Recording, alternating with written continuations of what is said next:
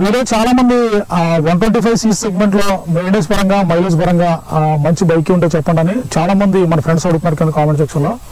Actual గా 125cc segment లో చాలా బైక్స్ అయితే ఉన్నాయి. చాలా 125cc లో మనకి పల్సర్ ఉంది, 125cc లో మనకి షైన్ ఉంది, SP 125 ఉంది, TVS రైడర్ ఉంది. అదే హోండాలో కూడా 2-3 వేరియంట్లు అయితే ఉన్నాయి. ఇందులో బెస్ట్ ఏంటని అడుగుతున్నారు చాలా మంది. నా సజెషన్ ఏంటంటే 125cc లో మంచి బైక్ ఏంటంటే మీకు మైలేజ్ పరంగా మెయింటెనెన్స్ పరంగా బెస్ట్ ఏంటంటే నా సజెషన్ వచ్చి నేను పల్సర్ అయితే సజెస్ట్ చేస్తున్నాను. ఏంటంటే పల్సర్ అంతకుముందు పల్సర్ వేస్ట్ అన్నది పల్సర్ సజెషన్ ఏం చేస్తున్నారు ఏంటని మీరు అనుకోవచ్చు. ఆ పల్సర్ ఎందుకంటే నేను దగ్గర 1 year నుంచి వాడుతున్నాను. ఇదేంటంటే మీకు మెయింటెనెన్స్ పరంగా ఓకే, మెయింటెనెన్స్ పరంగా బాగానే ఉంటుంది. మెయింటెనెన్స్ పరంగా ఎలా అంటే మీకు ఈ పల్సర్ లో మీరు చూసుకున్నట్లయితే ఒక క్లచ్ ప్లేట్ కానీ, అలాగే చైన్ కిట్ కానీ, అలాగే మీరు ఒక ఎక్సలరేటర్ కేబుల్ కానీ, క్లచ్ కేబుల్ కానీ మీరు చూసుకున్నట్లయితే స్పేర్ పార్ట్స్ పరంగా అయితే రేట్ అయితే చాలా తక్కువ ఉంటాయి. అట్ ద సేమ్ టైం మీరు హోండా షైన్ కానీ తీసుకుంటే ఆ షైన్ వచ్చి మీకు క్లచ్ ప్లేట్ పరంగా, అలాగే మన చైన్ కిట్ పరంగా, అలాగే మీరు క్లచ్ కేబుల్ తర్వాత ఎక్సలరేటర్ కేబుల్ పరంగా మీరు చూసుకున్నట్లయితే స్పేర్ పార్ట్స్ అయితే మన పల్సర్ తో పోల్చుకుంటే ఇంకా స్పేర్ పార్ట్స్ అయితే యాక్సెసరీతో ఉంటాయి. ఇంకోటి ఏంటంటే మెయింటెనెన్స్ పరంగా చూసుకుంటే బజాజ్ వెహికల్స్ బెస్ట్ అని చెప్పొచ్చు. మెయింటెనెన్స్ పరంగా బజాజ్ వెహికల్ బెస్ట్ అంటే ఈ పార్ట్స్ మన పరంగా చూసుకుంటే అనుకోవచ్చు. అలాగే మైలేజ్ పరంగా చూసుకుంటే మీకు బజాజ్ వెహికల్ లోనే మైలేజ్ ఎక్కువ వస్తుంది హోండా వెహికల్స్ పోల్చుకుంటే. మీకు అలాగే హోండా వెహికల్స్ మెయింటెనెన్స్ అయిపోతే మైలేజ్ అనేది పడిపోద్ది. అలాగే బజాజ్ వెహికల్ మెయింటెనెన్స్ కొంచెం మీకు అటు ఇటు అయినా ఆ షెడ్యూల్ ప్రకారం చేయించకపోయినా అటు ఇటు అయినా కూడా మీకు మైలేజ్ అయితే కాన్స్టెంట్ గా ఉంటుంది.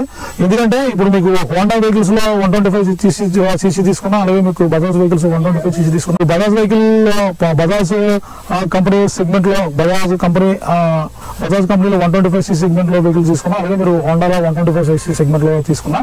సో మీకు మైలేజ్ పరంగా అయితే మీకు బజాజ్ వెహికల్స్ లోనే మైలేజ్ అయితే ఎక్కువ వస్తుంది. ఎందుకంటే ఇప్పుడు మనకి హోండా నేను ఇప్పుడు బజాజ్ వెహికల్స్ హోండా వెహికల్స్ రెండు కంపేర్ చేసి చెప్తున్నాను మీకు. ఈ రెండు వెహికల్ లో కూడా మీకు ఎలా అంటే రెండు ఇంజన్స్ వచ్చి రెండు కూడా మీకు వర్టికల్ కంబషన్ ఇంజన్సే.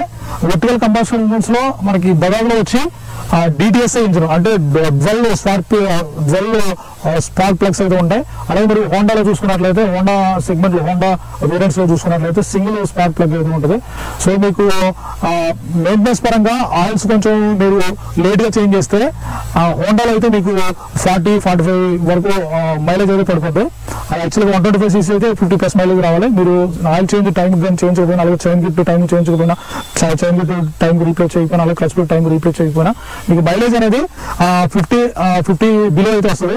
అలాగే మీరు బజాజ్ వెహికల్స్ అయితే అలా కాదు. ఎందుకంటే ఇప్పుడు రెండు కూడా వర్టికల్ కంబక్షన్ ఉన్నా, ఇందులో అయితే మీకు డబుల్ స్పార్క్ ప్లగ్ ఉండడం వల్ల మీకు మెయింటెనెన్స్ కొంచెం అటు ఇటు అయినా కూడా మీకు మైలేజ్ అనేది కాన్స్టెంట్ గా ఉండడం జరుగుతుంది.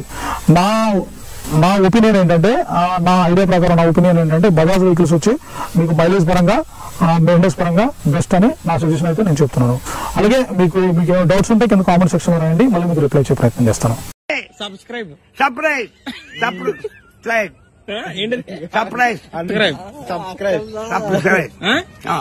మంది రావాలి. అది కదండి, ఏంటి అదే సబ్స్క్రైబ్.